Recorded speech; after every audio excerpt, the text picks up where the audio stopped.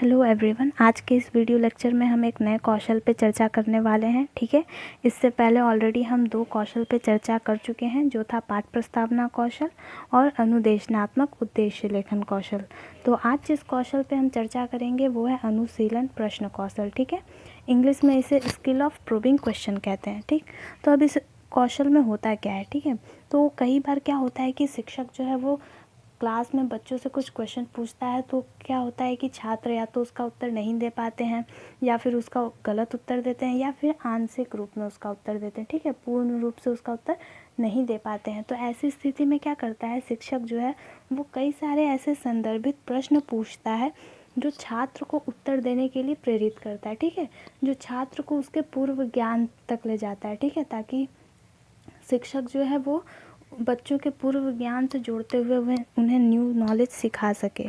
ठीक, नया ज्ञान सिखा सके। ठीक, अब जैसे कि शिक्षक क्या किया कि शिक्षक ने कक्षा में एक प्रश्न पूछा है कि बताओ बेटा लाल किला कहाँ है। तो अब छात्र जो है वो उसका आंसर नहीं जानता। ठीक है, उसने इसका आंसर देने के लिए असमर्थता व्यक्त की। तो अब शिक्षक क्या करेगा, उससे रिलेट करते हुए उसे एक और प्रश्न पूछेगा, जो क्या करेगा, छात्र को जो है वो उसके पूर्व ज्ञान तक ले जाने में सहायता करेगा।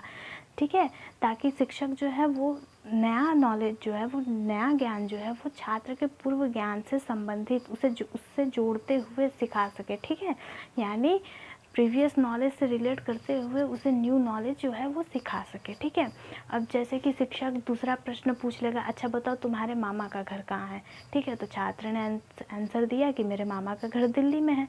ठीक, तो अब शिक्षक ने कहा हाँ तुम्हारे मामा का घर जहाँ है लाल किला भी वही है। तो शिक्षक ने क्या किया, लाल किला और मामा के घर को जोड़ दिया। ठीक है, दोनों ही दिल्ली में है। तो अब छात्र को जो है वो हमेशा के लिए याद हो जाएगा कि हाँ लाल किला कहाँ है, जहाँ मेरे मामा का घर है। ठीक है, तो नया नॉलेज सिखाने के लिए शिक्षक ने क्या किया, उसके प्रीवियस नॉलेज का यूज़ किया और उसके प्रीवियस नॉलेज को न्यू नॉलेज से जोड़ के उसे जो है वो नया ज्ञान जो है वो सिखा दिया। अब छात्र को हमेशा याद रहेगा कि लाल किला कहाँ है, जहाँ मेरे मामा का घर है, यानी कि दिल्ली में। ठीक है, तो अब इसका डेफिनेशन देख लेते हैं। जब कोई विद्यार्थी उत्तर नहीं देता अथवा अपूर्ण और गलत उत्तर देता है, तो उसे उत्तर देने के लिए प्रेरित करने अथवा सही उत्तर की ओर ले जाने के लिए अध्यापक ऐसे प्रश्नों का सहारा लेता है जो धीरे धीरे विद्यार्थी से पूर्व ज्ञान अथवा सीखी हुई विषय वस्तु से नवीन ज्ञान तक पहुंचाने अथवा उसकी खोज करने में सहायता करते हैं। ठीक है, उसके पूर्व ज्ञान से ठीक है नवीन ज्ञान तक पहुंचाने में या फिर उसकी खोज करने में सहायता करते हैं। ठीक, ये प्रश्न उसके अपूर्ण अथवा गलत उत्तर को खोज या अनुसंधान प्रक्रिया के माध्यम से पूर्ण और सही रूप प्रदान करते हैं। ठीक है, छात्र द्वारा पूर्ण रूपेण सही उत्तर न देने की स्थिति में शिक्षक छात्र से सही उत्तर प्राप्त करने के उद्देश्य से सहयोग प्रदान करते हुए जिन प्रश्नों को पूछते हैं उन प्रश्नों को खोजपूर्ण प्रश्न कहा जाता है। ठीक है, यानी शिक्षक छात्र से सही उत्तर प्राप्त करने के लिए जिन प्रश्नों का सहारा लेते हैं, जिन प्रश्नों को पूछते हैं, उन प्रश्नों को खोजपूर्ण प्रश्न कहा जाता है। ठीक है, इंग्लिश में इसका डेफिनेशन देखते हैं।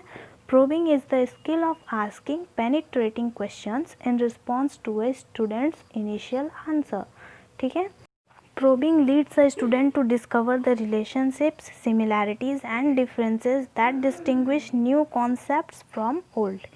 यानी सिंपली इस स्किल में क्या होता है कि जब छात्र कक्षा में शिक्षक द्वारा पूछे गए प्रश्नों का उत्तर नहीं दे पाते हैं या फिर उसका आंशिक रूप से उत्तर देते हैं, तो शिक्षक जो है उन्हें उत्तर देने के लिए प्रेरित करने के लिए, उन्हें सही उत्तर तक ले जाने के लिए अनेक ऐसे प्रश्न पूछता है जो उन्हें उनके पूर्व ज्ञान से रिलेट करते हुए न्यू नॉलेज को सीखने में सहायता करते हैं।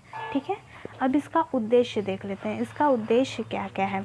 ठीक है, गलत उत्तर देने वाले या उत्तर न देने वाले विद्यार्थियों को प्रश्न के माध्यम से धीरे धीरे सही उत्तर की ओर ले जाने के लिए। ठीक है, यानी कि छात्र जो हैं या तो वो गलत उत्तर दे रहे हैं या फिर वो उत्तर नहीं दे पा रहे हैं, तो प्रश्नों के माध्यम से धीरे धीरे उन्हें सही उत्तर की ओर ले जाने के लिए इस कौशल का यूज़ करते हैं हम।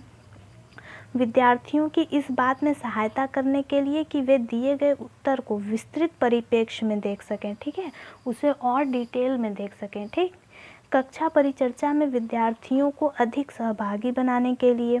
ठीक है। आलोचनात्मक सजगता बढ़ाने के लिए, आलोचनात्मक सजगता मतलब क्रिटिकल अवेयरनेस, यानी कि उन्हें उस टॉपिक के बारे में और डीपली सोचने के लिए, ठीक है, यानी कि उनसे क्यों और कैसे का प्रश्न करना है। जैसे कि ये चीज़ हो रहा है तो ये क्यों हो रहा है, तो छात्र उसके बारे में और डीपली सोचेंगे, ठीक।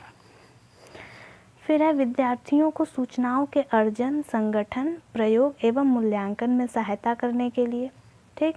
विद्यार्थियों को अर्जित ज्ञान के आधार पर प्रत्यय निर्माण में सहायता करना, ठीक है, यानी कॉन्सेप्ट फॉर्मेशन, ठीक। और भी इसमें हो सकते हैं, जैसे कि विद्यार्थियों द्वारा दिए गए सही उत्तर को अधिक स्पष्ट करने के लिए, विद्यार्थियों में स्वनिर्मित प्रत्ययों में सुधार और नवीन चिंतन प्रक्रियाओं को विकसित करने के लिए, ठीक है। तो ये इसके उद्देश्य थे। अब देखते हैं इसके घटक कौन कौन से हैं, ठीक। कंपोनेंट्स यानी घटक। तो इसमें पहला कंपोनेंट क्या है, संकेत तकनीक, प्रॉम्प्टिंग टेक्निक या प्रॉम्प्टिंग सिग्नल, ठीक है। इसमें क्या होता है कि शिक्षक जो है वो छात्र से जब प्रश्न पूछता है तो छात्र जो है या तो उसका गलत आंसर देते हैं या फिर उसका आंसर नहीं दे पाते हैं। तो ऐसी परिस्थिति में शिक्षक क्या करता है, छात्र को संकेत देता है, उनसे ऐसे प्रश्न पूछता है जिससे विद्यार्थी जो है वो स्वयं उत्तर देने के लिए प्रेरित हों या फिर अपने उत्तर में जो है वो सुधार कर सकें, ठीक। अब इसके लिए वो कई सारी तकनीकों का यूज़ करता है, जैसे कि संकेत देना, सुझाव देना, पहले पूछे गए प्रश्न की भाषा में परिवर्तन करना, प्रश्नों को तोड़कर पूछना, एटसेट्रा, ठीक है। तो अब किस परिस्थिति में कौन सी तकनीक का यूज़ करना है वो छात्रों के पूर्व ज्ञान पे डिपेंड करता है, ठीक है, उनके परिपक्वता स्तर पे डिपेंड करता है, उनके संकेतों की समझने की योग्यता, विद्यार्थियों के उत्तर देने की प्रकृति क्या है, इन सब पे जो है वो निर्भर करता है। अब नेक्स्ट कंपोनेंट जो है वो है विस्तृत सूचना प्राप्ति तकनीक, ठीक है, सीकिंग फर्दर इंफॉर्मेशन टेक्निक। इसमें क्या होता है कि जब शिक्षक छात्र से कोई प्रश्न पूछता है और छात्र उसका पूर्ण रूप से आंसर नहीं दे पाता, ठीक है, आंशिक रूप में उसका आंसर देता है, तो शिक्षक जो है वो छात्र को उत्तर देने के लिए प्रेरित करता है, ठीक है। ऐसे खोजपूर्ण प्रश्नों का सहारा लेता है जो छात्र को पूर्ण रूप से उत्तर देने को प्रेरित करे, ठीक है, उन्हें अपने उत्तर में सुधार करने के लिए प्रेरित करे, ठीक। अब इसमें वो कई तरह के खोजपूर्ण प्रश्न पूछ सकता है, जैसे कि इस बारे में तुम और क्या कह सकते हो, ठीक है, क्या तुम इसे और स्पष्ट कर सकते हो, ठीक, इसके लिए कोई उदाहरण दो, ठीक है, कोई प्रमाण दो, इसे प्रमाणित करो, इसके बारे में तर्क दो, ठीक है, इसे विस्तार से बताओ आदि, ठीक। तो अब तीसरा कंपोनेंट जो है वो है पुनः केंद्रीकरण तकनीक, ठीक है, रीफोकसिंग टेक्निक। इसमें क्या होता है कि इस टेक्निक का उपयोग जो है वो शिक्षक जो है विद्यार्थियों से सही उत्तर और स्पष्ट उत्तर प्राप्त करने के लिए करता है, ठीक है, विद्यार्थियों को प्रेरित करता है कि वो अपने उत्तर को जो है अपने पूर्व ज्ञान से संबंधित करके उसका नवीन परिस्थिति में उपयोग कर सकें, ठीक है। जैसे कि शिक्षक जो है वो प्रश्न पूछ सकता है कि जो संतरा है वो मौसम्मी से किस प्रकार भिन्न है, या फिर संतरा मौसम्मी में क्या समानता है, ठीक है, ऐसे टाइप के प्रश्न पूछ सकता है। और भी कई तरह के प्रश्न पूछ सकता है, जैसे कि क्या तुम अपने उत्तर की पुष्टि में कोई उदाहरण दे सकते हो, ठीक है, दैनिक जीवन में इसका क्या उपयोग हो सकता है, अपने दैनिक जीवन में तुम इसका कैसे उपयोग कर सकते हो, ठीक है, इस तरह के प्रश्न जो है वो कर सकता है, ठीक।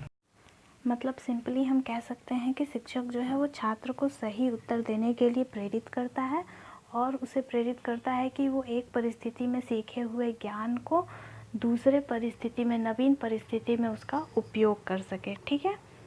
फिर नेक्स्ट कंपोनेंट जो है वो है पुनः प्रेषण तकनीक या फिर पुनः निर्देशन तकनीक, ठीक है, रीडायरेक्शन टेक्निक। इसमें क्या होता है कि जब शिक्षक जो है वो छात्र से कोई प्रश्न पूछता है तो उसे अपूर्ण उत्तर मिलता है या फिर उसे वांछित उत्तर नहीं मिल पाता, तो ऐसी परिस्थिति में शिक्षक क्या करता है, पहले से पूछे गए प्रश्न का वांछित उत्तर प्राप्त करने के लिए उसी विद्यार्थी से दोबारा प्रश्न पूछता है या फिर उसी प्रश्न को कक्षा के अन्य विद्यार्थियों से पूछता है, ठीक है, ताकि वो उसका सही उत्तर, वांछित उत्तर प्राप्त कर सके, ठीक है। तो इसे कहते हैं रीडायरेक्शन टेक्निक। इसमें क्या होता है कि क्लास के सारे बच्चों को वो इन्वॉल्व कर सकता है, ठीक।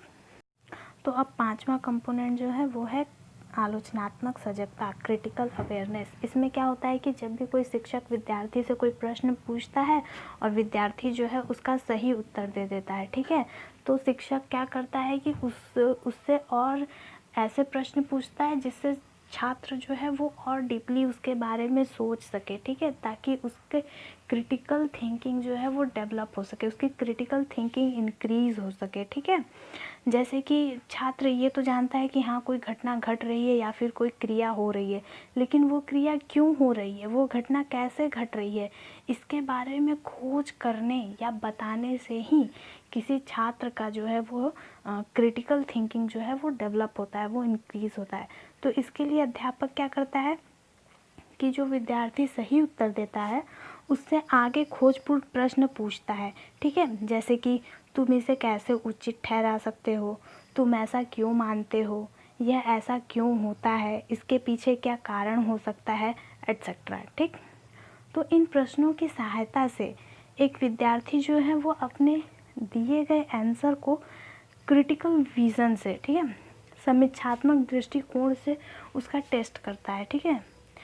इससे क्या होता है कि छात्र को उस विषय वस्तु की गहराई में जाने का, उस विषय वस्तु को गहराई से जानने का, कि अगर कोई घटना घट रही है तो क्यों घट रही है, कैसे घट रही है, ये सब जानने का उसे अवसर मिलता है, ठीक है। तो इससे क्या होती है, उसकी जो क्रिटिकल थिंकिंग होती है वो इंक्रीज़ होती है, ठीक, वो और डीपली उस सब्जेक्ट के बारे में जान सकता है, उस सब्जेक्ट से रिलेटेड उसका और नॉलेज इंक्रीज़ होता है, ठीक। तो सिंपली क्रिटिकल अवेयरनेस में क्या होता है कि हम छात्र से जो है वो क्यों और कैसे के प्रश्न पूछते हैं, ताकि छात्र जो है उस घटना के बारे में और डीपली सोच सके, ठीक है, उसके कारण के बारे में सोच सके कि ऐसा क्यों हो रहा है, वो उसके बारे में और खोज कर सके, खुद से उसके बारे में जानने का प्रयत्न कर सके, ठीक है, ताकि उसका जो नॉलेज है वो और ज़्यादा इंक्रीज़ हो सके। तो अब इस स्किल से रिलेटेड एक लेसन प्लान देख लेते हैं, ठीक है। तो पहले पेज पे क्या होगा, वही होगा, शिक्षण सत्र, कौशल का नाम, अनुक्रमांक, वर्ग, छात्राध्यापक का नाम, विषय, कक्षा, प्रकरण, पर्यवेक्षक का नाम, एट्सेट्रा। फिर सेकंड पेज पे क्या होगा, शिक्षण सत्र, कक्षा, विषय, प्रकरण, दिनांक, समयावधि, ठीक। अब फिर आता है क्रम संख्या, छात्राध्यापक कथन और छात्र अनुक्रिया। तो इसमें देखिए कैसे टाइप के प्रश्न पूछे गए हैं।